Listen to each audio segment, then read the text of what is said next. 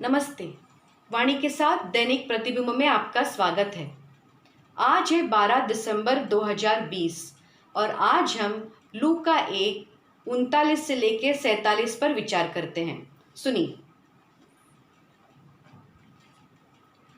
उन दिनों मरियम पहाड़ी प्रदेश में यूदा के एक नगर के लिए शीघ्रता से चल पड़ी। उसने जकारियस के घर में प्रवेश कर एलिजाबेथ का अभिवादन किया। जो ही एलिजाबेथ ने मरियम का अभिवादन सुना, बच्चा उसके गर्भ में उछल पड़ा और एलिजाबेथ पवित्र आत्मा से परिपूर्ण हो गई। वह ऊंचे स्वर से बोल उठी, आप नारियों में धन्य हैं और धन्य है आपके गर्भ का फल। मुझे यह सौभाग्य कैसे प्राप्त हुआ कि मेरे प्रभु की माता मेरे पास आई? क्योंकि देखिए, जो ही आपका प्रणाम मेरे कानों में पड़ा, बच्चा मेरे गर्भ में आनंद के मारे उछल पड़ा। और धन्य है आप जिन्होंने यह विश्वास किया कि प्रभु ने आपसे जो कहा यह पूरा हो जाएगा। तब मरियम बोल उठी, मेरी आत्मा प्रभु का गुणगान करती है। मेरा मन अपने मुक्तिदाता ईश्वर में आनंद मानता है। यह प्रभु की वाणी है। आज का सुसमाचार दो पवित्र महिलाओं एलिजाबेथ और मरियम के जीवन में एक अति व्यक्तिगत क्षण के बारे में कहता है। वे दोनों गर्भवती हैं और दोनों बच्चे चमत्कारी हैं। एलिजाबेथ अपने बुढ़ापे में गर्भ धारण करती है, जबकि उसका गर्भाशय अक्षम होता है। देखें लूका 1:7 में। और मरियम निश्चित रूप से पवित्र आत्मा द्वारा गर्भ धारण करती है। देखें लूका 1:35 में।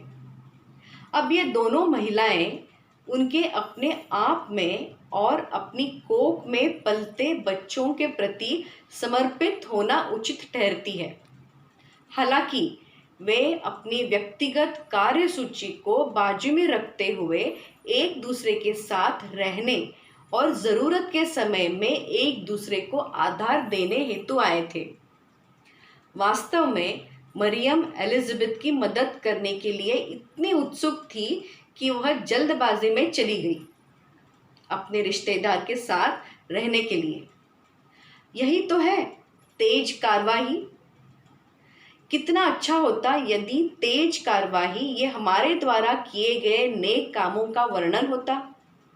लेकिन दुर्भाग्यवश हम सांसारिक चीज़ें बहुत तेजी से कर देते हैं। जब आध्यात्मिक चीज़ें करने की बात आती है तो हम थोड़े पीछे हो जाते हैं। तो आइए हम कुछ ऐसा प्रेरणादायी चीज़ों के बारे में सोचें जो हमें उत्स्फूर्त करे।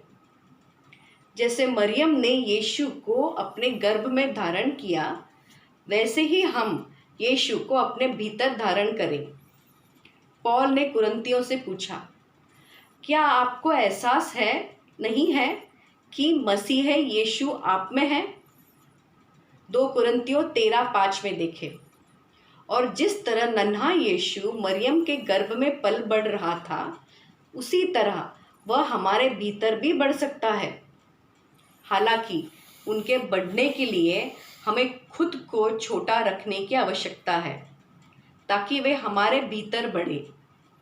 जैसे कि जॉन बैप्टिस्ट ने कहा यूहन्ना 30:30 में, जैसे ही यीशु मसीह हमारे अंतर में बढ़ते हैं, हम लोगों की ओर अय्यव स्थानों पर ले जाया जाएगा जैसे मरियम को ले गए थे। लेकिन ये भी ज़रूरी है कि हम त्वरित जाएं।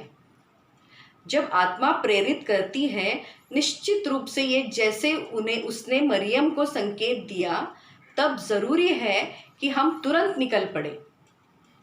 मिलान के एम्ब्रोस ने कहा, पवित्र आत्मा की कृपा को विलंबित प्रयासों के बारे में पता नहीं।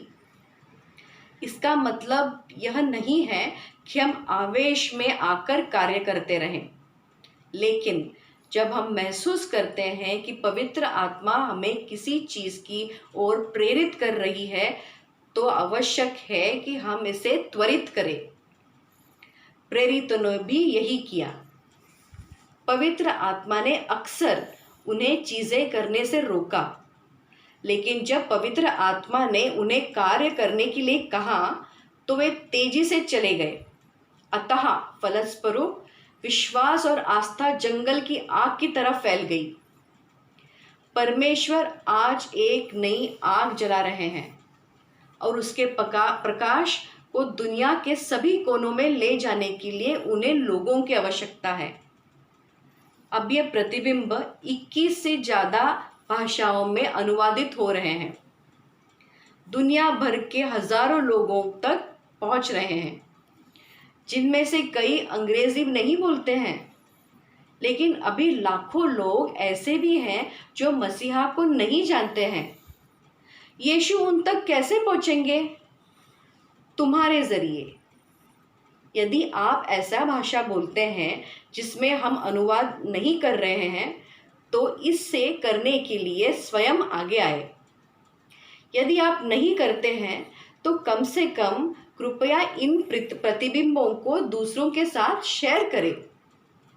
एक जीवन भी यदि बच जाए तो यह कोशिश बेशक कीमती होगी। कृपया देरी ना करें। यह समय तेजी से कार्रवाई करने का है। यीशु का प्यार और शांति आपके साथ बना रहे। नमस्ते।